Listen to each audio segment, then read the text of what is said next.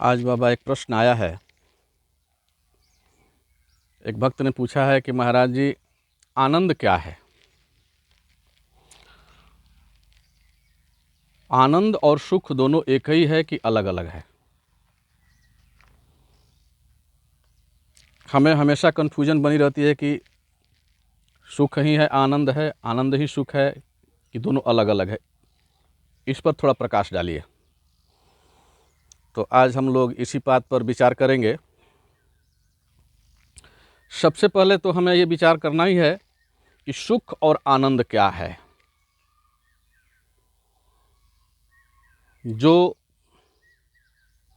ये जगत है, इस जगत में दो तत्व हैं, एक आत्मा चेतन और एक प्रकृति। तो प्रकृति का स्वभाव और चेतन का स्वभाव थोड़ा सा भिन्न है। इस चेतन और प्रकृति के स्वभाव को हम अगर समझ जाएंगे तो सुख और आनंद के भेद को हम समझ जाएंगे। चेतन का सहज स्वरूप है सत, चित्त और आनंद। चेतन का सहज स्वरूप है सत, चित्त और आनंद। दो चीज है, चेतन और प्रकृति। लेकिन उसी चेतन पर जब प्रकृति का आवरण लगता है तो जो सत्य तत्व है, जो चेतन तत्व है, वो जीव हो जाता है। जो सत्य तत्व है, प्रकृति का आवरण जब चेतन पर लगता है, आवरण को धारण करता है चेतन, तो जो सत्य तत्व है चेतन का, वो हो जाता है जीव। प्रकृति का आवरण धारण करने के कारण जो चित्त तत्व है चेतन का, वो हो जाता है अज्ञान। और आनंद तत्व जो चेतन का है, वो प्रकृति का आवरण धारण करने के लिए कारण हो जाता है सुख। प्रकृति में उसे सुख कहते हैं और चेतन में उसे आनंद कहते हैं। ऐसा समझ लीजिए, प्रकृति में सुख और चेतन में आनंद। बड़ी विचित्र बात तो यह है कि हम चेतन वस्तु सापेक्षित नहीं है, आनंद वस्तु सापेक्षित नहीं है, जबकि सुख वस्तु सापेक्षित है। उसका कोई कारण है, सुख का कोई कारण होगा, आनंद का कोई कारण नहीं है, कोई सापेक्ष नहीं है। जैसे मैं गाड़ी पर बैठा और गाड़ी पर बैठने के बाद जो हमें आनंद की अनुभूति हुई, वो आनंद नहीं है, वो सुख है। वो आनंद नहीं है, वो सुख है। क्यों? क्योंकि गाड़ी के संपर्क में आने के कारण हमें वो जो आनंद प्राप्त हुआ, वो आनंद नहीं है, सुख है। क्योंकि उसका कारण है गाड़ी, उस सुख का कारण है गाड़ी। गाड़ी नहीं हो तो सुख। तो सुख क्या है? आगमा पाइनो अनित्या। सुख आने जाने वाला है। वस्तु के सापेक्ष से सुख आएगा और वस्तु के खत्म हो जाने से सुख खत्म हो जाएगा। इसलिए सुख का कोई कारण है, लेकिन आनंद का कोई कारण नहीं है। आनंद सहज स्वरूप धार है। सहज स्वरूप एक धार बह रही है, जिस धार को आप जान नहीं पा रहे हैं, उसको अगर जान जाएंगे, वो आपका अपना घर है, ऐसा समझ लीजिए। वो आपका अपना घर है, और जब तक आप अपने घर में नहीं आएंगे, आप अपने घर को नहीं जानेंगे, तब तक वो आनंद की अनुभूति नहीं हो सकती। जैसे मैं आपको बताऊं, 3 अवस्था है, जागृत, स्वप्न और सुषुप्ति। जागृत में हमने रसगुल्ला खाया, जागृत की अवस्था में रसगुल्ला खाया और हमें आनंद की अनुभूति हुई। क्या वो आनंद है? वो आनंद नहीं है, वो सुख है। आनंद नहीं है, वो सुख है। क्यों? क्योंकि जागृत अवस्था के चलते हुए हमें प्राप्त हुआ है, और रसगुल्ला के संसर्ग से, रसगुल्ला मिलने के कारण हमें वो प्राप्त हुआ है। उसका कारण क्या है? जागृत अवस्था। उस सुख का कारण क्या है? जागृत अवस्था। और उस सुख का कारण क्या है? रसगुल्ला। तो जागृत अवस्था और रसगुल्ले के संयोग से जो हमें आनंद प्राप्त हुआ है, वो आनंद नहीं है, वो सुख है। अब हम चलेंगे स्वप्न अवस्था में। स्वप्न अवस्था में भी हमने स्वप्न देखा कि मुझे कोई सम्मानित कर रहा है, मैं उसमें सम्मानित हो रहा हूं, या रसगुल्ला, मैं उसमें भी रसगुल्ले खा रहा हूं, मैं उसमें भी रसगुल्ला खा रहा हूं।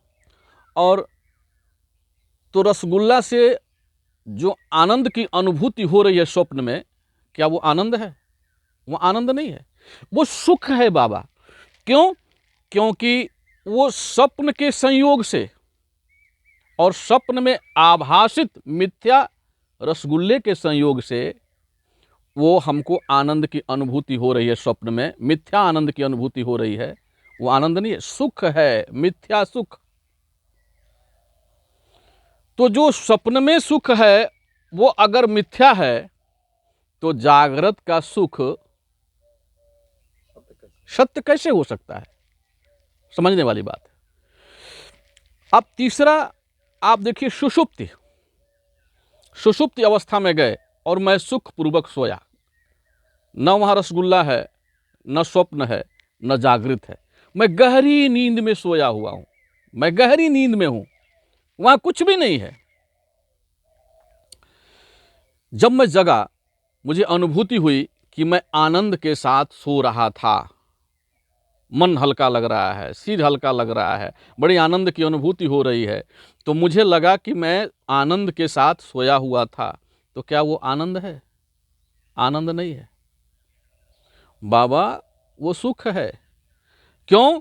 क्योंकि वो नींद के संयोग से, उसका कारण है नींद और कार्य है सुख। सुख कार्य है नींद का। नींद न होती तो नींद का सुख न होता। इसलिए नींद के कारण जो आनंद की अनुभूति हुई जागृत होने पर, उसका कारण है नींद। तो जिसका कोई कारण हो, जो किसी चीज से सापेक्षित हो, वो आनंद नहीं हो सकता, वो सुख है। महाराज, तो आनंद क्या है? आनंद क्या है? बोले सुख का तो विलोम हो जाएगा दुख, लेकिन आनंद का कोई विलोम नहीं होता। ऐसा कहे ना, आनंद को पूर्ण पूर्ण कह के समझाया भी नहीं जा सकता। आनंद ऐसा है जैसे गुड़ का स्वाद, गूंगा ने गुड़ खाया हो। आनंद को ऐसा कहा जा सकता ना कि मैंने, जैसे किसी गूंगे ने गुड़ खाया हो और उसे कहा जाए कि महाराज आप क्या खाए, तो बोले गुड़। अच्छा, गुड़ खाए तो कैसा लगा? बोले मीठा। तो बोले मीठा, कैसा मीठा? तो बस उससे ज़्यादा बता नहीं पाता। तो आनंद का जो आनंद है वो स्वयं सिद्ध है और उसकी अनुभूति की जाती है, उसका अनुभव मात्र किया जा सकता है। और अनुभव मात्र करने के बाद वो स्वयं ही जान करके अपने चेतन में जो सहज धार की रस की धार बह रही, अपने चेतन में जो सहज रस की धार बह रही है, एकदम अनवरत धारावत लयवत, उसमें मतलब कि कहीं से उधार लिया हुआ, वो जैसे हौदे में जल है, तो हौदा का जल उधार लिया हुआ जल है, कहीं से हमने हौदे में भरा है और हौदे का जल खत्म हो जाएगा एक दिन। तो वो आनंद जो है वो उधार का जल नहीं है, वो सहज प्रकाश एकदम झरना झर रहा है, झर झर झर झर झर झर झर। और जब जीव अपने आप में समाता है, जब अपने स्वरूप को जानता है, जब अपने चेतन को जानता है, जब उसमें ठहरता है, उसको आश्चर्यवत पश्यति तथैव चन्य आश्चर्यवत वदति। गीता में भगवान ने कहा है कि उसको आश्चर्य की तरह किसी ने देखा, आश्चर्य की तरह किसी ने बात किया, और कोई कोई तो देखकर जानता भी नहीं है उसको। तो कहता है महाराज चेतन नाम का कोई चीज नहीं है। वस्तु आनंद स्वरूप केवल चेतन आत्मा है, और उसकी अनुभूति क्रियात्मक पथ पर भी चलकर किया जा सकता है। जैसे मतलब ऐसा कर समझे कि कोई मंजिल पर पहुंचा हुआ है, कोई मंजिल पर पहुंचा है, और मंजिल पर पहुंचने के बाद कोई दूसरा व्यक्ति फ़ोन से बात कर रहा है कि महाराज आप कहाँ हैं, तो मैं यहाँ हूँ, पूरा एक्सप्लेन कर रहा है। तो मोबाइल पर एक्सप्लेन करने के बाद वो दूसरा व्यक्ति सुन भी रहा है, लेकिन जो मंजिल पर पहुंचा हुआ व्यक्ति है वो अपने मंजिल का एक्सप्लेन कर रहा है, पूर्ण नहीं कर पा रहा है, एक्सप्लेन कर रहा है, लेकिन क्या सुनने वाला व्यक्ति मंजिल पर पहुंच गया? सुनने वाला व्यक्ति मंजिल पर पहुंचा नहीं, मंजिल से बहुत दूर है, और मंजिल वाला व्यक्ति मंजिल से अपनी एक्सप्लेन कर रहा है। तो अनुभव जो पहुंचने वाला कर रहा है वो सुनने वाला नहीं कर रहा है, अनुभव नहीं कर रहा है, सुन रहा है लेकिन वैसा अनुभव नहीं कर पा रहा है जैसा पहुंचने वाला अनुभव किया, देख रहा है साक्षात। तो चेतन में जो विश्रांति पाने वाला अनुभव कर रहा है, वो चेतन और आनंद की अनुभूति जो चेतन में विश्रांति पाने वाला व्यक्ति कर रहा है, और वो एक्सप्लेन भी कर रहा है, लेकिन जो पहुंचा नहीं है, क्रियात्मक पथ पर चलकर जो पहुंचा नहीं है, वो सुनकर उसका अनुभव भी नहीं कर पाता है। आश्चर्यवत वदति तथैव चन्य आश्चर्यवत शृणोति, आश्चर्य की तरह सुनता है, आश्चर्य की तरह बोलता है, और कोई कोई तो सुनकर भी नहीं जान पाता है। तो मेरे कहने का मतलब है कि आनंद स्वरूप केवल अपना आपा है, मैं हूं, ऐसा समझे, मैं हूं आनंद स्वरूप, मैं हूं, मुझ में और आनंद में कोई अंतर नहीं है। अच्छा, कोई कहते राम का स्वरूप क्या है? तुलसीदास जी ने भी बड़ा सुंदर बात कहा है, आपको राम का दर्शन होता है? कोई कहे कि बाबा आपको राम का दर्शन होता है, तो आप क्या कहेंगे? राम का दर्शन नहीं होता है। बोले नहीं, आपको राम का दर्शन होता है। बोले जो आनंद सिंधु सुख राशि सीकर क्षेत्र लोक सुपासी, जो आनंद, राम आनंद स्वरूप है, और जैसे ही आपने अपने अंदर आनंद की अनुभूति की, राम का दर्शन हो गया। आनंद स्वरूप ही राम है, आनंद ही राम है, और वो तीनों लोगों को आनंद के शिखर मात्र से सुखी कर देता है। मतलब राम आनंद स्वरूप है, आत्मा आनंद स्वरूप है, और आत्मा परमात्मा में अंतर नहीं है। यदि वो आनंद स्वरूप है तो मैं भी आनंद स्वरूप हूँ, और मेरा अपना आपा ही आनंद स्वरूप है, और मैं उसमें जब विश्रांति कर लूँगा तो सहज धार को प्राप्त कर लेता हूँ। बस इतना ही। बोलो वृंदावन बिहारी लाल की जय।